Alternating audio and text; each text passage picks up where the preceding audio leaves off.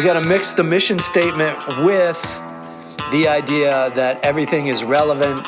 Our stand-up is relevant. Living in New York is relevant because it's all how to deal with day-to-day life. Yeah. Is that generally it? Yeah. And how the littlest things in the world ruin your whole outlook on life just because of one day when it's really not that big of a deal, but we've got to find a way to deal with our fucking anger, basically. Yeah.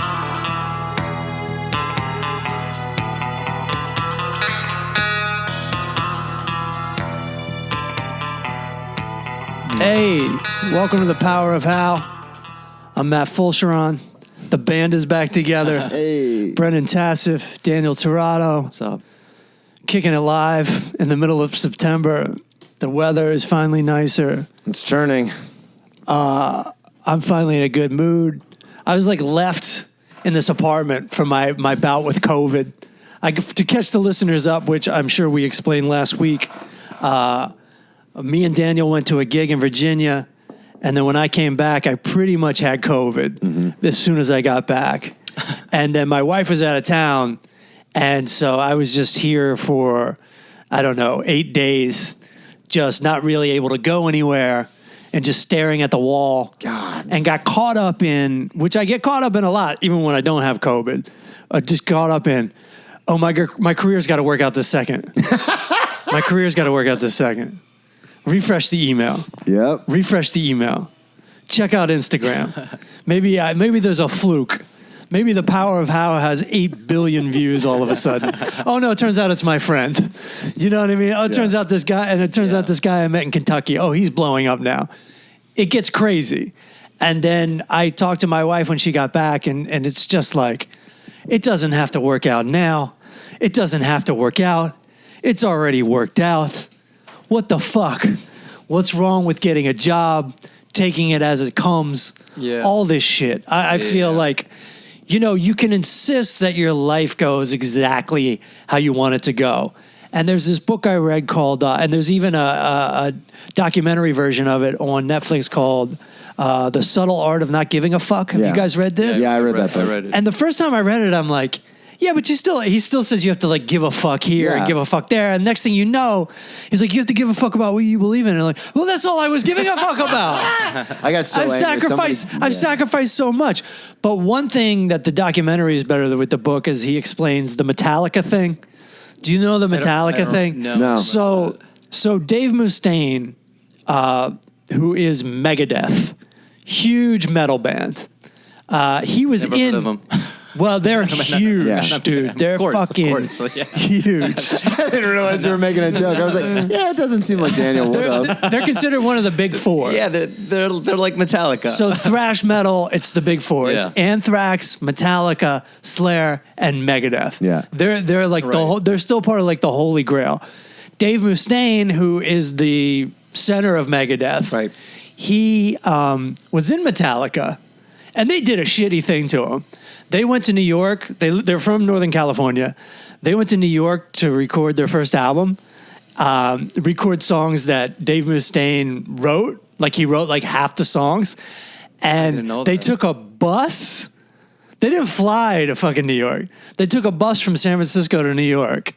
And then Dave Mustaine was such a pain in the ass on the way there that they woke him up like as soon as they got there, like the next day, and they're like, here's your bus ticket back. Oh, shit. They're like, you're out of the band. You're not on the album. And they still use his songs? They gave him writing credit. Okay. But like a good 3 or 4 of the 8 songs were written by Dave Mustaine. To be continued. Hold on a second. That's insane to just be like, nope, you're out. Hello? It's open. But if you get writing credits, You still get the credit for it, but... you get paid. Yeah. You get paid great money when you get the writing credit. Yeah, but if you get paid, you don't... I mean, you do get paid, but you don't get the... Like, a lot of times it's to get the fame to propel you into the next thing. It sucks. It sucks, but back then, like, Metallica was such a huge hit, and it was such one of a kind, that he could go to the record companies and be like... It wasn't like internet shit. It was just straight credits. This is my resume. Listen... I wrote these songs to this huge band. Yeah. I was in this band. he immediately got a record deal. The point is, and this is why it's difficult, Mustaine has toured the world. He's made like 20 albums. He's filthy rich, but he's so pissed he's not in Metallica. Yeah. And rightfully so. You can see why. But yeah, it's always like, he's always like, no, I'm good. And then he'll do like an interview and he'll Serenity now. He'll trash Metallica. I saw something years ago on VH1 about how I think I vaguely remember this, where they were talking about a guy who was supposed. It's obviously him. Where he was supposed to be in Metallica and then wasn't. Yeah, and he's like never forgiven himself for it, or forgiven the band. He's never forgiven them for it. Yeah, because he was like, that was life. Generational wealth changing. Wow. Well, no, that's not it. It's not the money. Oh, it's not? He's got the money. Yeah, that's true. Because now he is like, Metallica's splitting that shit up. Dave Mustaine is pretty much Megadeth. Yeah, he's got the money. He's got everything Metallica has. It's just Metallica's a little bit. It's Metallica. More. Yeah. They're the icon. What do you need? A pillow, if you don't mind. Thanks, buddy. And so the point is, you can nitpick your life and be like, I'm not Metallica. Or you can be like, I'm in fucking Megadeth. Yeah, that's true. Right. And I can tell this argument isn't winning you guys over. No, I'm Dave Mustaine. I'm like, yeah, but I could be in Metallica. Right, but so how does that argument serve the subtle art of not giving an F? I'll tell you. I'm a comedian. I'm not touring stadiums. I'm not rich. I'm barely making a living. But I also have a pretty good fucking life. Yeah. Right. So I can get hung up on what I don't have. Or I can like move along with what I do have. And so the irony of it is if you just insist that things go a certain way, if you sit there and click your emails, if you sit there and you be like, it's got to be this way, it's got to be this way, it really gets in the way of you being great, because you're not, the joy is gone. And once the joy is gone, the work can suck. Yeah, I think I'm going through it right now at work. What's going on? They changed the hours. They want the speakeasy to be open later. Like they want to like rebrand it to like a swanky bar New York thing, which is fine. Yeah. But immediately, to exactly your point, they were like, yeah, so we're going to be open till 1:00 down there 5 days a week. And I was like, then I guess I'm quitting. And it has nothing really to do with me because I'm a server. Like, I'm not a bartender. Right. If I do get stuck down there, it'll only be like once every couple of weeks probably, because they want to do it on a rotation. But my immediate thing was, this is not what I signed up for. This is not exactly what I wanted. Yeah. I guess I'm going to have to quit or transfer or move jobs. But it's like, why don't you just chill the fuck out and see what happens? Like, this hasn't even happened yet, and I'm like already plotting. Like, I guess I got to quit. Right, like, I guess I'm quitting. Because you can like look for another job while you have that job. Yeah, but it's just one of those things where it's like, hey, man, nobody likes the new hours. Not even management, because they didn't have a say in it. It was like corporate came down and said, this is what's happening. Yeah. So like, nobody likes this. So obviously they're gonna make some tweaks to it and stuff. It's like, why don't you just write it out? And then my schedule comes out for next week, and I don't have a single closing shift. So it's not even a problem. Yeah. Immediately in my head, because I'm such a control freak, I was like, I guess I'm quitting. Yeah. I guess I'm quitting. And I'm like talking to other servers, like, I guess we're all quitting? Are we quitting now? And it's like, why don't you just see how it works out? Right. Have you ever read that book? You have kids. There was this book going around in the 70s, and it was Grover from Sesame Street. And he was so scared that the book was going to end. Yeah. That's the whole thing. You know this? And he's all fucking freaked out. And every page that goes by, he's freaking out more and more. And then he gets to the last page and he's like, oh, it's not that bad. This is the last page. The book's over, whatever. Right. Do you know what I mean? It's I know exactly what you're talking about. The anticipation of things can really blow things out of proportion. I've held on to clips before because I'm like, this is the clip. This is the viral clip. I'm going to hang on to it. Right. And then I put it out and it gets like 1,000 views and I'm like, but it's that anticipation of like, well, this is what's going to change my life. So I'll just hold on to it for a little bit. I'll live down here with everybody else for a little while because I'm going to be famous in about 30 minutes. That's a better one. I like this gig we did in Virginia. I was about 2-3 weeks out. I was like, oh, fuck, I got to cancel this gig. This isn't going to be a good gig. And that's when we talked about it 2 weeks ago, where I'm texting or I'm emailing and I'm going like, what kind of gig is this? Like, I want to know all the details. And I think to their fault, they didn't want to tell me the details, but I'm still trying to figure it out. And I keep asking them, but they still aren't giving me the right answer because they probably don't want me to bail. But it's going to be a much better gig if I know all the details. Just be honest with me. Right. And every day that goes by is a day that makes it harder to cancel the gig. Yeah. Right? Because I'll be fucking them over. And you too, because you hooked it up. And so it gets closer and closer, and the anticipation is killing me. And while I'm working on the set, I'm like, oh, this is going to be fine.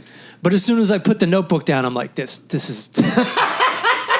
I don't see how I'm going to do this.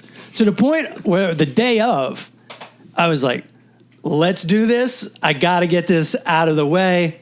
Let's do it. I'm not feeling any better about it, but I'm like excited to do it and put it behind me. Yeah. And we got down there and we pulled into the joint.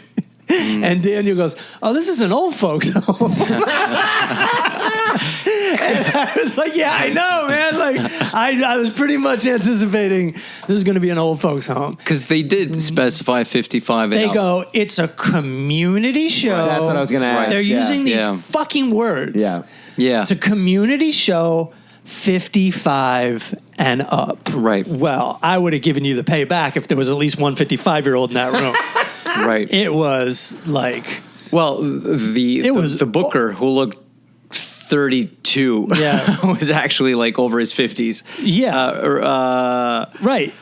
What was his name? His name was Eric. Or the funniest joke. So it's getting hotter and hotter as we're going further south. And we got the windows open. Right. And our hair is like, my hair's long right now. It's like, it's all blowing around. Hair's all messed up. I walk into the lobby and the guy walks in, our guy, the guy that's organizing the whole show. And he's got this really spiked up hair, but it's kind of crooked to the side. You know what I mean? Oh, I know. And I was like, you look like you've been in a car with us. Which he's not privy to like what was just going on in the car, but it was what I was thinking. I was saying something. I thought I was saying something nice, like, you're our soulmate. We belong together. Right. But Daniel was like, bah! And then we later found out he was a magician, and it makes perfect sense because that's magician hair. That checks out. I don't know if you know about magician hair. Oh, yeah.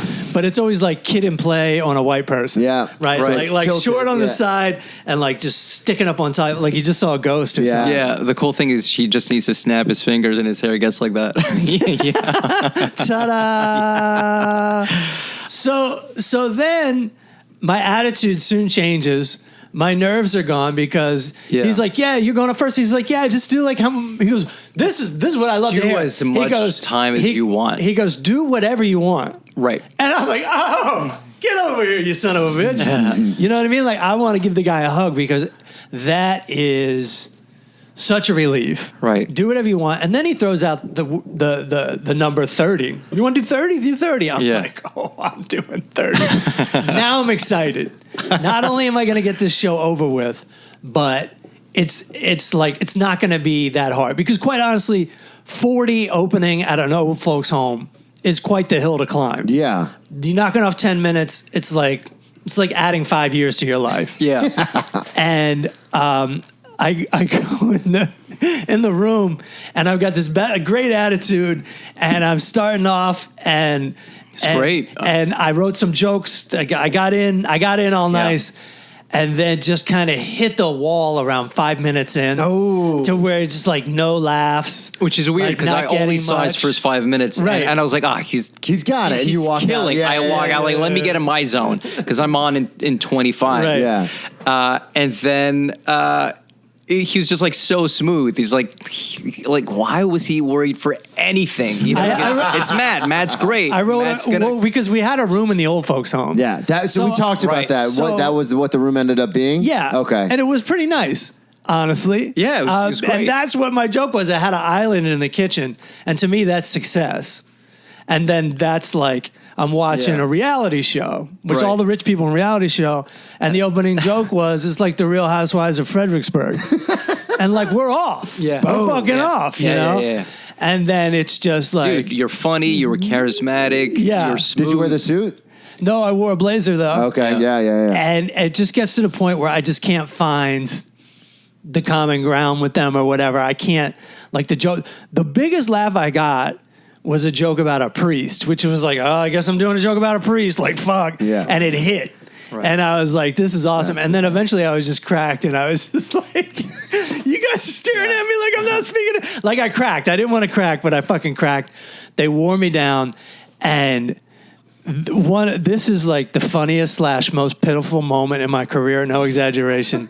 I get a walkout from an old woman with a walker. She's all the way against the wall.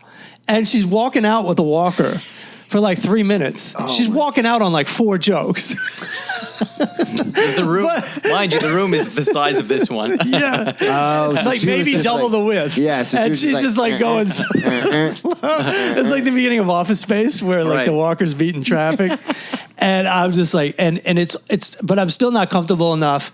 Or do I feel like being a dick enough to be like, this is the longest walkout of all time? Because I don't have that level of connection with the audience. They would have turned on you so fast. Yeah. Right. And then I was just out of there, and I called Daniel on stage, and I'm trying to walk out of the room, but the door that was open before is now closed, and I just go like, you're like a sentence in, and I go, how do I get out of here?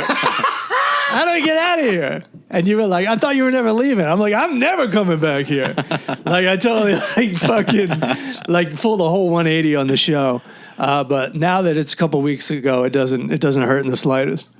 Yeah. How did your set go? Because we were saving to talk about it here. Yeah, it was funny because I saw him like kill off the top. You know, I just saw his first 5 minutes. So when I come back for the last 3 minutes, he's worn down. No, it's not that he's worn down, but he's just like acknowledging how much he bombed.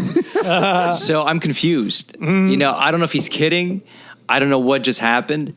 But in my mind, you know, it was still funny what he was saying, and your last 3 minutes were fine. You were high-fiving people. And I was keeping it loose. Right. Till the very end, I tried to have a good attitude and tried like every trick in the book to like get out of the fucking tailspin. Yeah. Right. Do you know what I mean? Right. So it's funny because when we get there and he says, do as much time as you want, I reacted the exact same way he reacted. So we're like, this is great. You know, maybe we can get off doing a 1 hour show. So then, because this is technically like a co-headlining show. And it's just the two of you, Yeah, correct? there's no opener. It's like 2 headliners. Right. And then he says, so who's the opener? I was like, well, he's opening, but, you know, we're both headlining. He's like, yeah, well, you could do half an hour. I'm like, oh, sweet. I get to do half an hour. Yeah. He's like, yeah, the headliner does like 40, 45. And I'm like, and I'm like, and I get it too. It's trickier to open up in these shows specifically. So I'm like, whatever, man. Who cares? Like, what's an extra 10 minutes or 15? And it's everything. No, if I had to do another 10 minutes, I don't know if I could have done it. Right. I mean, of course I could have done it. Yeah. But like we've already pushed every angle I can think of. And I'm a squirmer, but I can fucking squirm like the best of them. I can find the fucking the hole in the airtight container. I can do it, but I just couldn't find it. So when I saw his last 3 minutes, I didn't know what way it went. I didn't know if he was kidding or if something happened and he was really struggling. So I really stuck to my clean, sure shot jokes. And then when I thought some jokes were working less, I just went straight to the audience. Yeah. And they loved that. Like as soon as I went, I opened up with the wrong line because I think you walked out as soon as I went on stage, as I would have done the same thing. But my opening line was like, there's maybe 50 people. There's a black couple to my right and one black person all the way to the back. And I'm like, I love the diversity in this room. and I love how segregated this is. And like, that would work perfectly in a crowd of like 20, 30, 40-year-olds. Yeah. But that crowd was really segregated. They've been through it. They grew up during segregation so in Virginia. I got nothing with that opening line. I'm like, oh, what's your point? Read the crowd, Danny. Read the crowd. So then that was a mistake. Luckily, you had 44 more minutes to figure it out. And then I just went straight to jokes, like family jokes, kids, where I'm from. speaking of my own diversity and my wife's diversity. And then I what they did love is when I got into like, who's fucking who in the audience. Yeah. I didn't say, because, it's a community and they all know each other. And I didn't say those words. Well, that's real prominent in older communities. Of course. Yeah. The Villages in Florida has the highest STD rate in the country. Really? Mm-hmm. Yeah, we joke about it all the time. Us Florida comics, whenever we do shows at the Villages, Florida alone would have been enough of a record. So, and they love that because they know everyone's secrets. Mm-hmm. Yeah, and they know who's dating, who's not, who's low key about it, who's open about it. So when I started tackling that mixed with my relationship jokes, it started to go really well. That's smart. Yeah, but it took me seeing you to see what, because when I noticed that when you were like high-fiving people and interacting with people, they were digging that. Yeah. I was trying to get that going. Right. Couldn't get going exactly because the people I was talking to were like trying to fuck with me. Oh, do you know what I mean? Like they weren't giving me like great answers, and they were like goofing on me, and it's an inside joke with the whole audience because they all know each other, and they're like, and they like seemed like the most giving, and everyone else seemed like kind of standoffish. So I was just like up there trying to figure it out. Yeah, and goddamn. Also, I think that it helped me was, when we see those crowds, I think instinctively we're like, it's not like a hot young crowd, So I kept thinking to myself, like, they really need this, because as nice as the place was, it was sad. It's just sad to end up there, no matter how beautiful the place was. It felt there's like a sterility, and I don't know, like there's this huge pool. The size of gorgeous. It was unbelievable. And Eric told us that it's empty 99% of the time. Wow. And they have this gorgeous pool that's empty because they're afraid of the sun. They're afraid of getting cancer and it's just there. And there's a sauna. There's a great sauna. No one ever steps into that sauna because it's they're afraid of the heat. And I was at the gym in the morning, and no one was at the gym. So they have all these great spots that nobody really takes advantage of. And so I kept thinking to myself, like, man, like they need to laugh. Mm-hmm. Like some of them are almost there. And I think that was a good reminder to just like, it doesn't matter how they respond to me as much as like, let's to approach it in a sense of like give them as opposed to, expecting something from them. Yeah. Just give them a show. Give. Yeah. And a lot of times, it's weird. I'll share a little secret. But a lot of times when I was younger, a lot of times, this is weird to say, I don't think I've ever said this to anyone, but a lot of times when I'm afraid for whatever stupid reason, be it industry in the room or auditioning for someone or something, and I get really in my head about it. This sounds weird. Yeah, I play for the dead people I know. And I picture them in the back of the room. Yeah, no, I'll do that for like... And it's like, it's not about you. It's like... Yeah.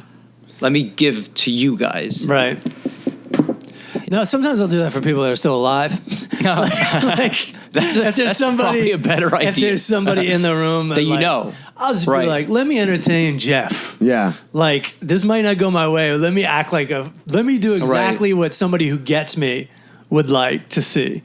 And I'm able to do that on a taping as well. Yeah. I'm like, forget this. Genius. I'm like, forget this audience. I'm playing to the cameras. And I'm going to have the footage. And I know it looks good, so I'm just going to, or sounds good. Yeah, and it's like, okay, maybe 50 people won't get it, but then I'll have this tape, and the people who watch it, they'll fucking get it. Yeah. And you can do that now more than ever. Yeah. I suppose. I mean, I think we're probably going to get into the era of comics fucking with audiences pretty soon. Because we already know comics. We already know comics that are fucking with audience. Yeah. But now it's like you can tape it and then write a caption, "Fuck this audience" underneath. And now that set is yours. Now you won in hindsight or whatever. Willy Nelson has an autobiography. And the opening page, it's really cool because he talks about like playing all these dive bars and a bunch of rednecks, and he's a musician, he's a singer, and there's a bunch of drunk people and they're rowdy, and he has to get on stage and with his guitar and sing a song, and nobody's paying attention, no one even cares. But he mentions that he looks for one face in the audience, like one pretty face of a girl smiling and really looking at him, and he plays his first song to that person, and focuses all the energy to her, and then it just expands, and he reaches the audience just because he's focused on her, because he's already got her attention, and it's like a dedication almost. Yeah. And then that becomes attractive to the audience, and that spreads, and then he wins everyone over. Yeah, with that energy. Yeah. And I use that sometimes as well in comedy. I'm like, because there's always so many times we fall into the trap of, we've all seen this front row. There's one dude who is not laughing at anything. And for all we know, they don't even speak English properly, or they're on drugs, or they had a horrible day, or whatever, or they just don't find you funny. Yeah. Right. God forbid. I know. That's a possibility. I've accepted that. I love how we named 4 things before we got there. Right, exactly. And then what's weird is that nobody sees that person. We are because they're front row, but we see them, and yet we feel the need to dress them when they don't matter. And yet it's our insecurities, it breaks us down. And sometimes it doesn't, but most of the time a host will definitely need to address it. Yeah. And then the first act will probably need to address it. And that just happened like a couple of weeks ago at Gotham. The host was like, there's that one dude. And the first comic said that there's that one dude. And then when I got on stage, I was very aware of that one dude. And it was powerful. It was really, I think he was medicated, but it was so impactful that I was like, whoa, it's like that wave of nothingness, like a void. And then you have to ignore it and keep playing it's like, where do you decide to put your focus? I've finally, recently in the past couple of years, stopped looking at the front row. And if I don't like what I'm getting from the audience, look at the back wall. Right. Yeah, right. Look into the lights. Fuck you guys. I got 6 minutes left. I've lost entire crowds because of a person in the front row. Yeah, I don't mess with them. Because I'm like, I'm going to get this one person. Yeah. And sometimes that means, like I was doing a show in Daytona, and there's 2 couples in the front, and both the dudes were just like not having it. Yeah. And I was like, well, I'm going to get you. I'm going to get, like, and I addressed it, and then I just kept doing jokes just for them. Right. So obviously they're like Daytona trash people. So talking about like my DUI and getting into fights in college and like that kind of stuff, they loved. Yeah. But the rest of the room was like, this isn't like fun and silly. Like, this is getting very dark. Right. But I was so blinded by getting these 2 people who didn't laugh the whole first 5 minutes. Right. The last 5 minutes, I lost I got them, but I lost the whole crowd. And it was like, why did you just sacrifice 97% of the audience for these 2? Nobody can see. Yeah. Right. Like, nobody knew they weren't laughing. It's also, you gotta figure that they are the most self-conscious people in the audience. Oh yeah, that's true. They're it's almost like a self-fulfilling prophecy. They get uncomfortable. They can't like chill out. Like somebody in the back row could just like watch the show without just relaxing, being involved. But they're going to be tighter up front. And then it's going to make you say something to them. It's a vicious cycle. It's going to make them tight. It's going to make you more self-conscious. The shit part is they're in the light. Yeah. They're always in the light of the stage. Right. And you could just see their faces or whatever. That's what I loved about Dangerfields. The light was so loud that you couldn't see anyone. Yeah. That's the best. That's how it is at the Comedy Store, too. Yeah. It's you can't see the front row. The upstairs room at the stand, it is the exact opposite. No, that room is fully lit. It might as well be noon in a cemetery, dude. I was just thinking about the difference because I did Greenwich Village, and that room is similar, where it's a spotlight like right in your face. So it's not like stage lighting; it's like a spotlight. So it's hard to see almost anybody. Yeah, that's the best. And then you go like literally, like we were talking about it last week. A week later, I go to Greenwich, or I go to the stand, and I'm just like, I'm basically like at work having a conversation with coworkers right now. Like this is weird. Right. It's funny. I had a show last week where that was very distracting as well because it was front. It was at Gotham again, full house, and there's a table of 4, but 2 of them are wearing masks, and they're the only people wearing masks, and they're up front, and they show up, and the waitress is coming, and she's getting the order, but the waitress can't hear them because they have the mask on. So I'm doing my set, so the waitress is talking louder, and she still can't hear them. So I said, maybe you should take your mask off to order. And then, just that. And boy, did I get a look. and then, so I said, if I'm going to go there, let me just go there, So I said, you're going to be drinking anyway, so you're going to, might as well put, because they were with a table of 4, and the 2 other ones had no mask. They're all friends, but so one noticed how silly it was, so she just brought her mask down. And the other one was militant. She kept her mask on. And I said, and 2 of them were, they were Asian. I'm not sure from where, but I said, my wife's half Japanese, and in the Japanese culture. And as soon as I said that, they looked at each other, meaning like they thought that I was assuming they were Japanese, or they got into probably thinking I'm American. I don't care where you're from. I was just telling them that my wife is half Japanese, and in the Japanese culture, I'm just laughing because there's so many holes you're digging. Yeah, I know. It's great. It's great. And I said in the Japanese, take your mask off. I said in the Japanese culture, when you're sick, you wear a mask. Right. It's in America, it's kind of the other way around. You wear a mask because you're afraid of other people. But in Japanese, it's more like if you have a cold, you wear a mask because you don't want to, make everyone sick. So it's like, what kind of sick are you? And then she said, I'm sick of your jokes. Oh! and like only the front row heard. And I said, let me reiterate what she just said. And she said, I am sick of your jokes. And then everyone laughed. And they clapped. And I said, listen, I'm not even going to try to top that because I'm sick of my own jokes. Like maybe I should wear a mask. And then it won everyone over, and it was great. But also the truth of, that's one thing that I learned that watching Kurt Metzger. I remember first time I showed up in New York, and he got heckled. I think somebody called him like Mr. Bean. You look like Mr. Bean. He's like, okay, yeah, I kind of do. I see it. Yeah, and he was so disarming. Yeah. And it was so powerful. That's it. Yeah, it was like he didn't fight back. Yeah. He could crush anyone. Right. He's to me one of the most brilliant comics, like the top comics in New York City. He's a force. But what makes him a force is his honesty. Yeah. He's just so real. It's like, I could see that. Is it the eyebrows? Is it like, what and then he'll make a face and he'll try to look like him. And he wins everyone over when someone really heckled him maliciously. Yeah. And so when she said, I'm tired of your jokes. I'm sick of your jokes. The first thing that occurred to me is like, you know what? I'm sick of my jokes too. Yeah. And it was such a truthful moment. And again, you never lose in truth. Yeah.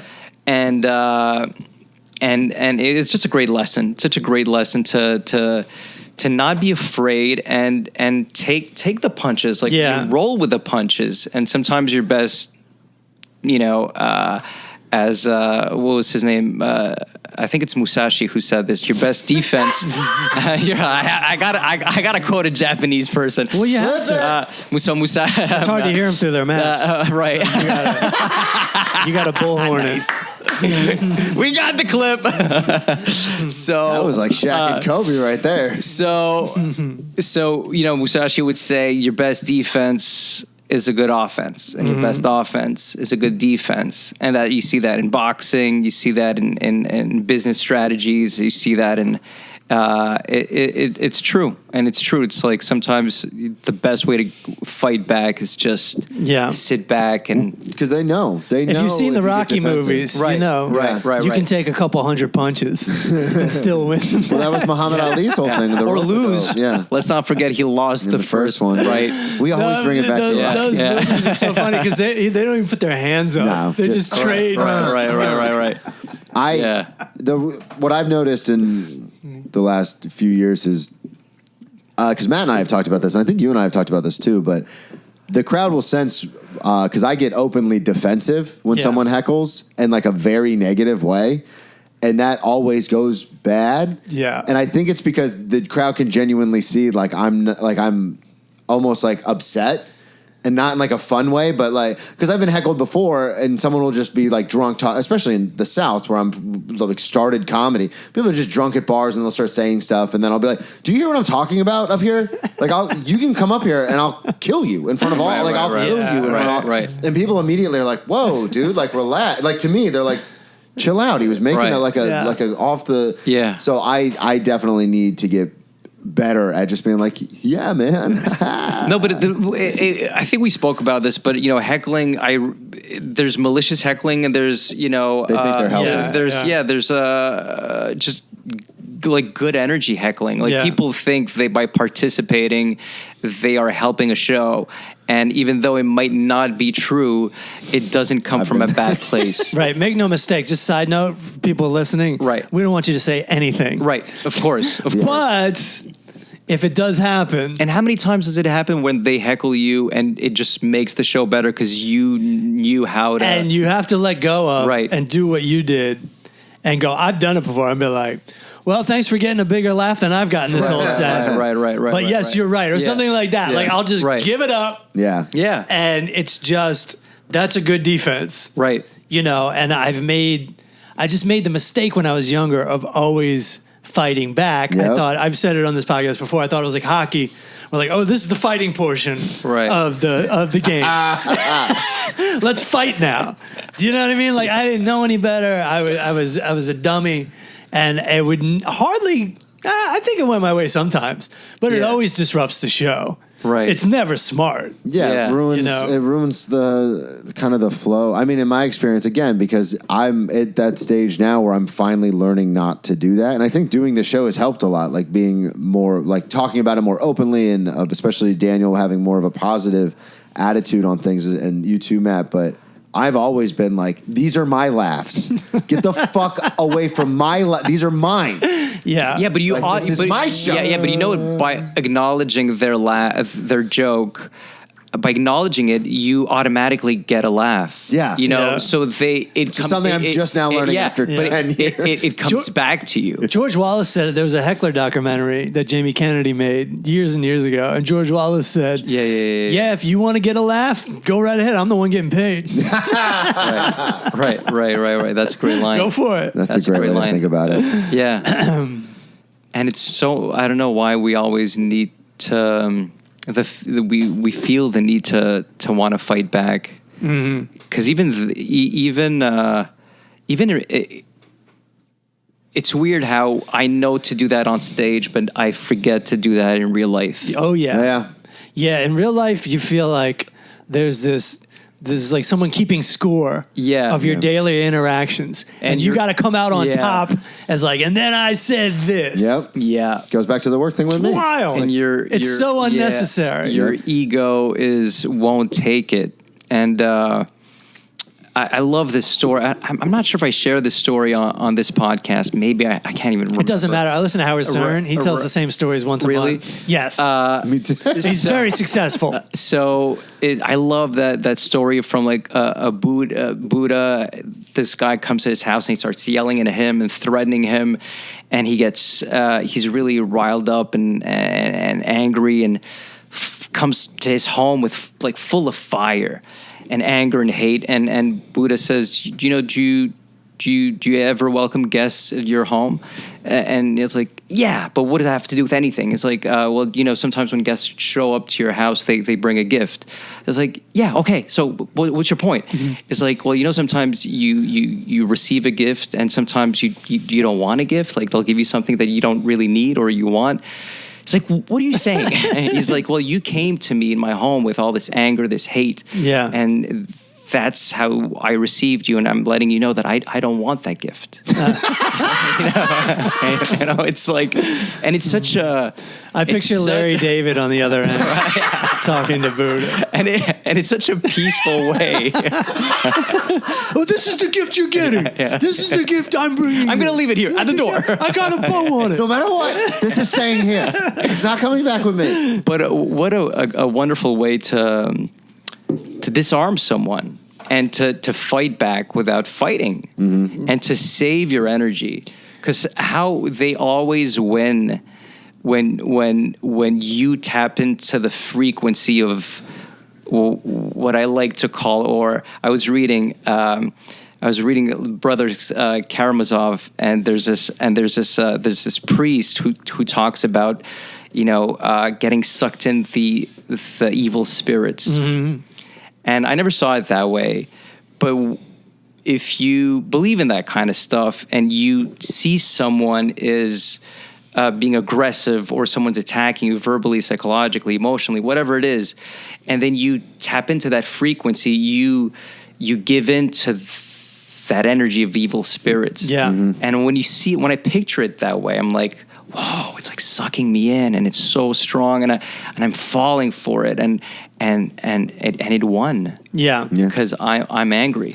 Yeah, you don't have to believe in it in like a spiritual way. No, but metaphorically, it's also like it's almost like a law of physics as well. Yeah, it's a physical thing. Right. It's seeing red. Absolutely. And then all of a sudden you come to and you're like, what did I just, like, what just happened? Mm-hmm. Or even in an artistic way, you could just picture like this gray smoke, mm-hmm. and you just like, sucked into it. And then do you want to partake and partake or participate or give into that energy, yes or no? And it's you make that decision at every moment of your life, and it's either you're aware of it or you're unaware, and if you're unaware, you will lose. Yeah. And if you're aware, you're like, whoo.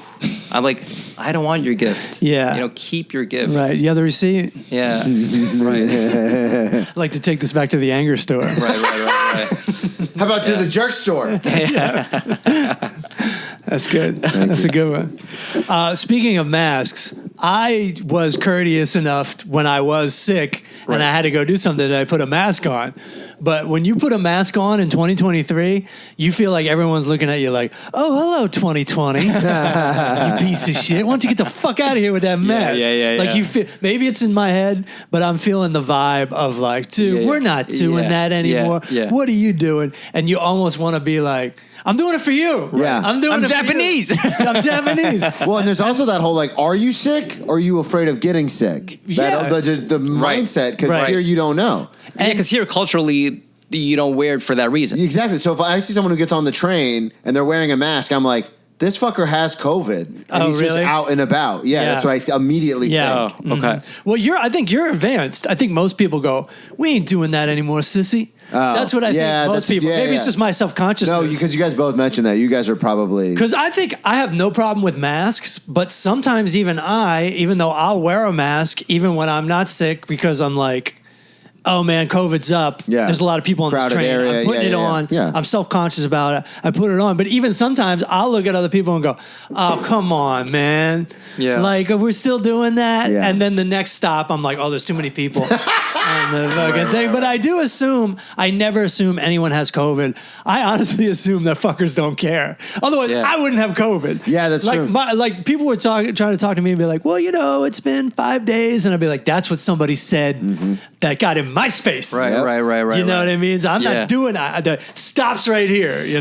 see that video of that third world country where there's like 10 guys working in a small room, smaller than this, and they're on the floor and they're putting the masks together and they're sewing it with their hands, and and it's those blue masks that everyone buys, and they're all on the floor, right? And there's a sewing machine, and everyone's they're like spitting on them. Yeah, it's just you've never seen that video. No, I'll send it to you. That's how they make the masks. Mind blowing. Wow. Well, yeah, it is. I mean, mind blowing. Right. Well, everyone calls me a weirdo because I have this rule where whenever I get clothes, I wash them before I ever wear them. Right. And for me, it's a texture thing because it's like got that weird like thing on it to where like smells like Burlington Coat Factory. But like, Tracy all the time is just like, that's like, why don't you just put it on when you get it? Like, it's never going to be as clean when you get it. And I immediately am like, I know where they make these things. It's not clean.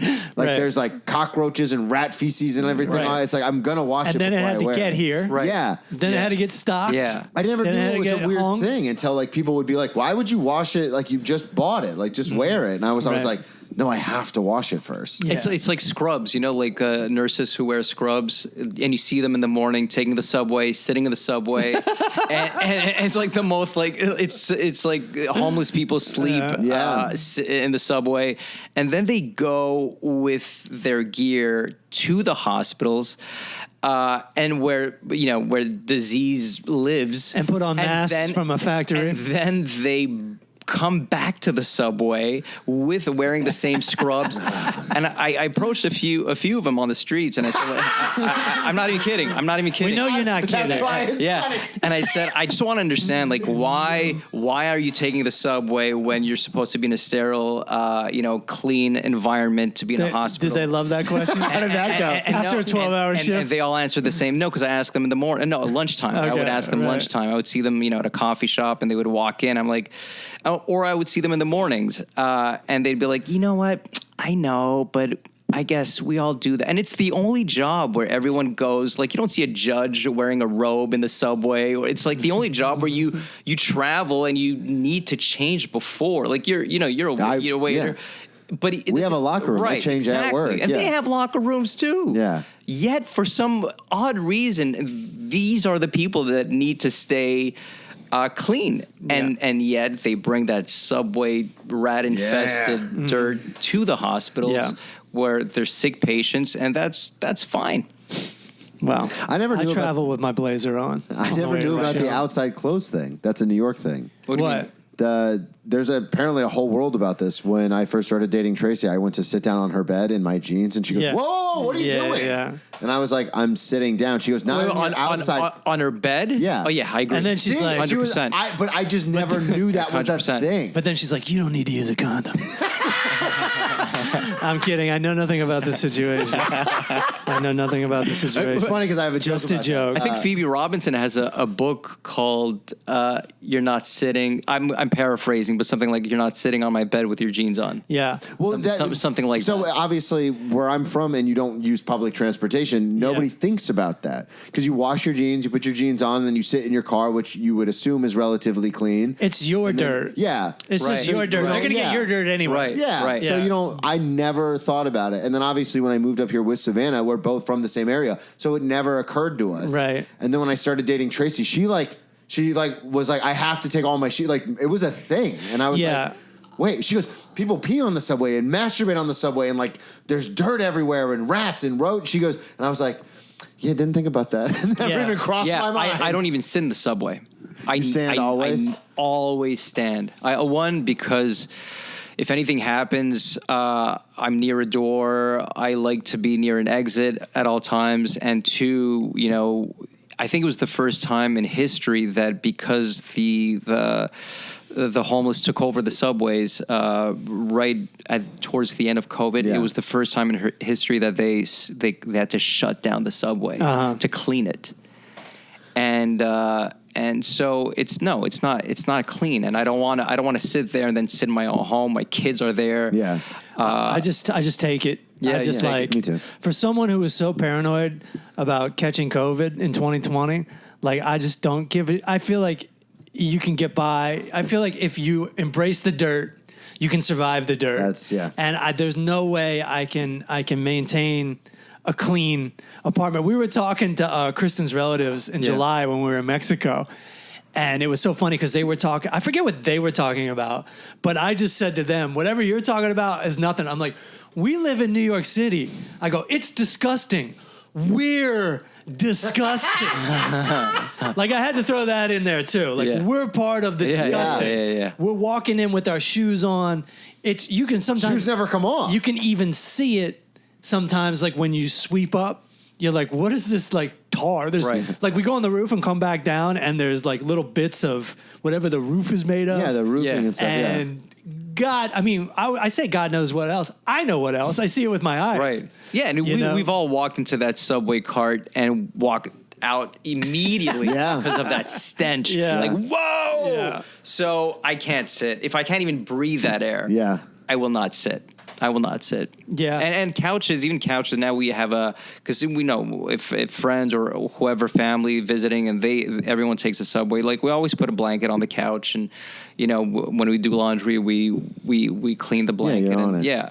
I'm getting plastic put on this couch. Hey, man, you got to be Italian for that. Italian or Greek? My grandmother, Irish. Oh, really? For sure. Yeah, but they're like old school. They grew up in, I mean, they lived in this area. Yeah. So they were just part of like that old school thing. My whole family thing was just like, you're not allowed to go in that room. Right, no. So no need for plastic because no one's allowed in there. Both my grandparents had a room like that. Yep. Right. You don't go in there. Nope. Right. Just walk by and look in. That's a nice couch. That's for the birthday. Right. That's for the anniversary. Yeah. Well, the same thing with shoes. You know, like some apartments, you know, you can walk in with, like, we can walk in with our shoes here, but sometimes, and some people don't want you to walk in with their shoes, and sometimes they ask you to remove their shoes, but they keep their shoes on, or, you know, if you're going to keep your shoes on, your own place, like, what do you do personally when you? My shoes stay on until I go to do something in my room, because then I always tend to put my feet up onto my bed. Oh, so my shoes are on when I walk in. If I'm like just grabbing stuff before a mic or before work, my shoes stay on. And then my shoes don't come off until I'm like, okay, I'm going to sit down and start working on stuff on the computer, maybe play my game, watch a movie. Then my shoes will come off. Yeah. But I don't, because a lot of times I wear Converse or Vans, and you got to lace those. And it's like, I'm not going to take them off if I'm going right back out. Yeah, you need a shoehorn. Yeah. Yeah. It's very, dude. But I'm disgusting. I'm from the South. I grew up in dirt. Like I used to walk around barefoot everywhere back home. Like that. Like, it's called Florida feet for that's where it comes from. I think I'm a gross human being. I honestly think that's the way to do it.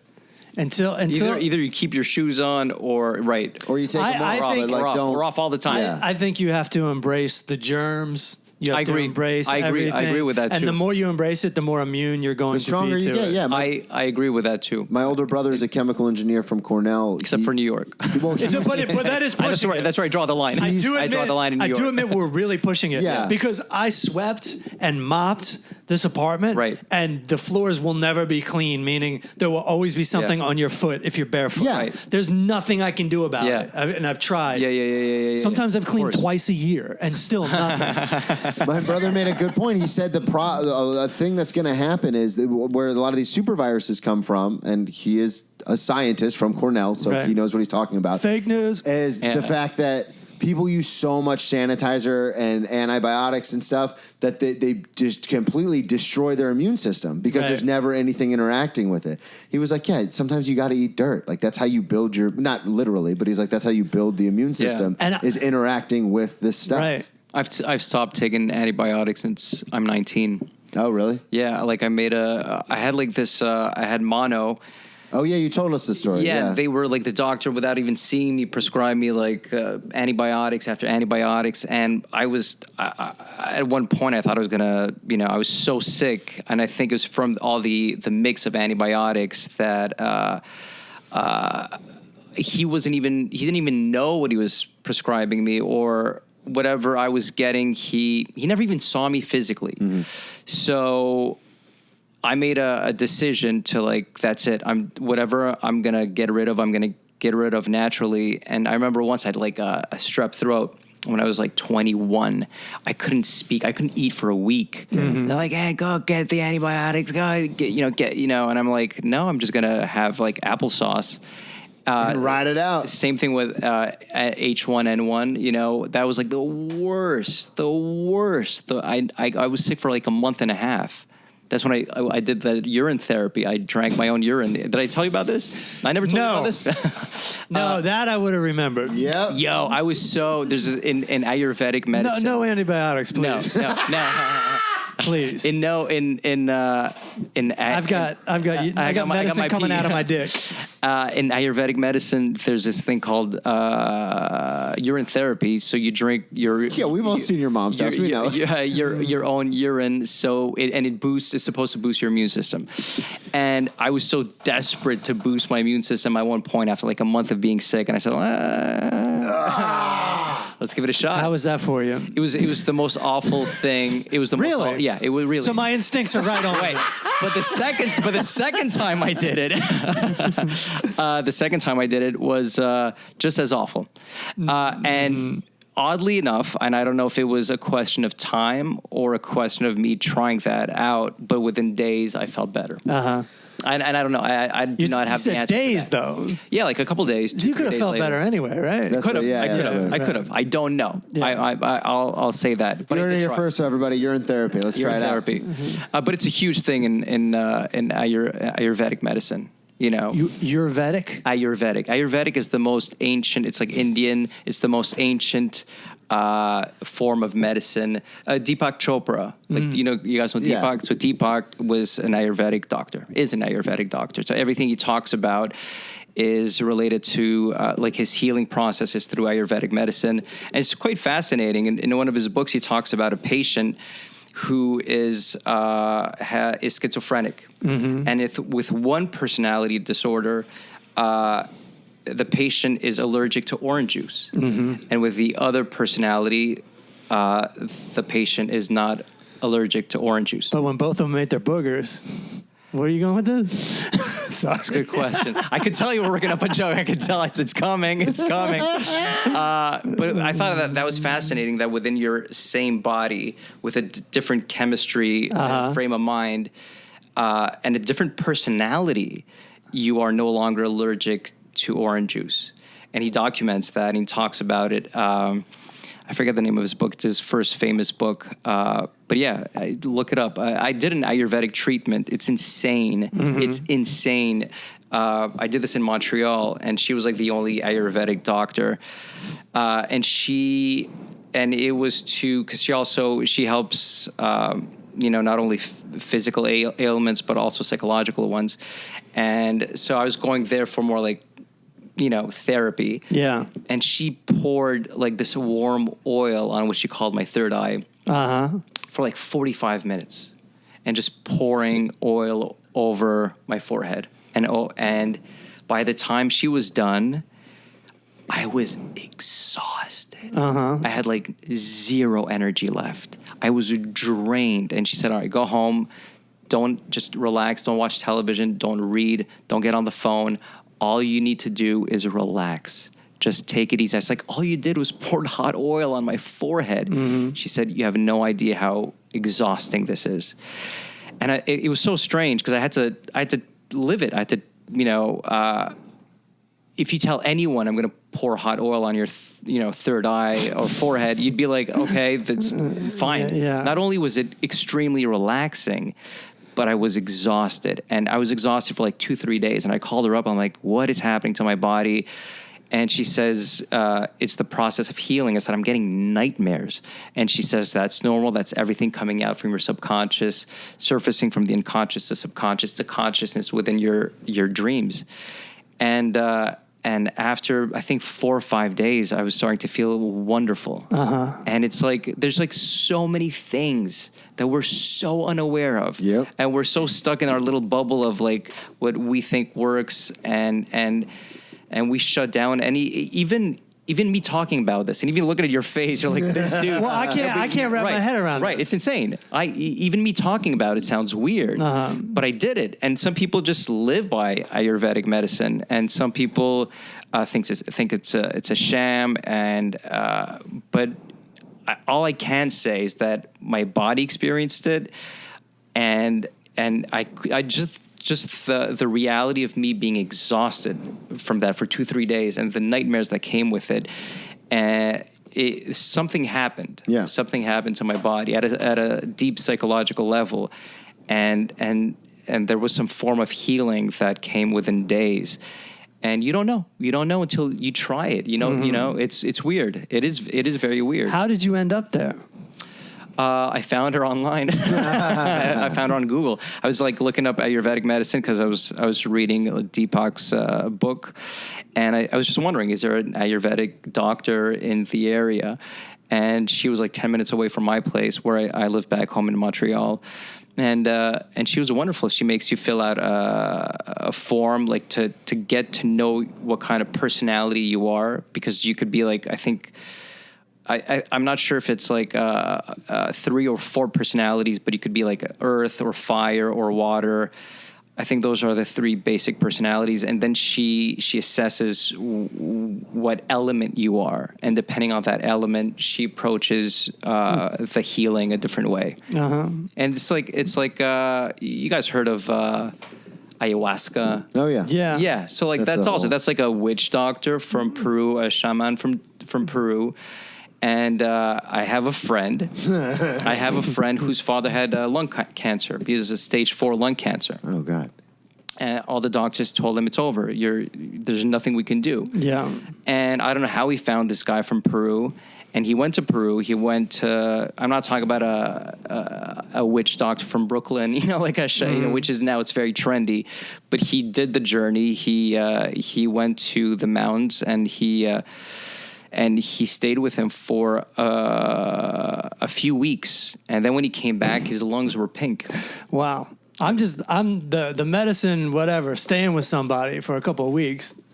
My radar goes up on that. Yeah. And he saved his life. Uh-huh. And he came back and he went back to his doctors. He said, you told me I could die anytime. This is what happened.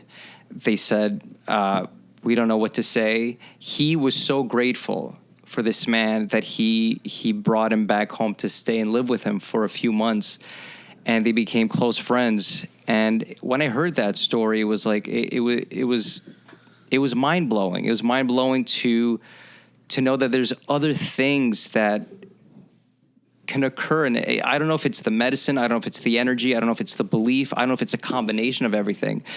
Before the show, we spoke about my teacher and friend who I found out passed away today. He was told 8 years ago that he had terminal cancer, and the doctor told him, you can literally die any second. And he started laughing. It's like he thought it was the most absurd thing. It's like you can, get up and die. You just prepare everything because you're about to die. Yeah. And he was an Alexander teacher. So Alexander is a technique that actors, musicians, dancers use to release your body. So when you're performing, it's great for comedians. Colin Quinn was his disciple, and his voice was... he lost his voice after SNL or during SNL, I forget. And he started working with Gary Ramsey's his name. And he told him that... he started learning about the release and using the Alexander technique, and he got his voice back. Mm-hmm. And he was able to perform again. So when he received this terrible news, he stayed in a very released state. Mm-hmm. He had no tension. He had no fear.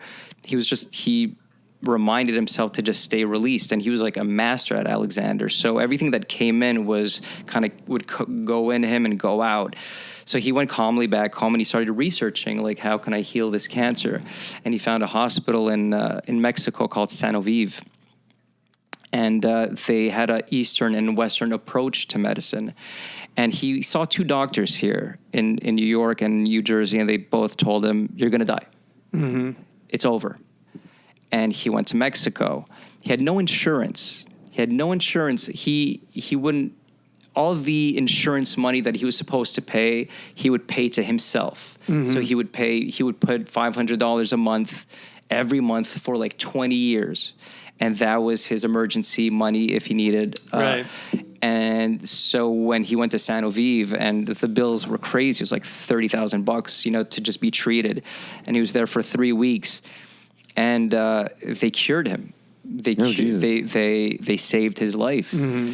And he was alive for an extra 8 years. He died this morning, but he was alive for an extra 8 years when he was told that he was going to die. Mm-hmm. And he even wrote a book about it. And it's probably one of the most important books I've ever read in my life. It's called Bliss, A Hero's Journey.